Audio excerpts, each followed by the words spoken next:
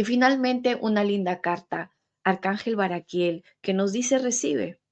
Recibe lo que también los seres de contribución te quieren dar. Alza las manos, abre los brazos, mira al cielo. Hay más, hay otros mundos, hay otras dimensiones. No solo estamos aquí en la 3D, no solo estamos en la Tierra. En realidad estamos todo el tiempo viviendo en las múltiples dimensiones y múltiples realidades, porque tenemos que reconocer que somos seres multidimensionales y así, y al ser seres multidimensionales, estamos en diferentes versiones, en diferentes líneas del tiempo y espacio.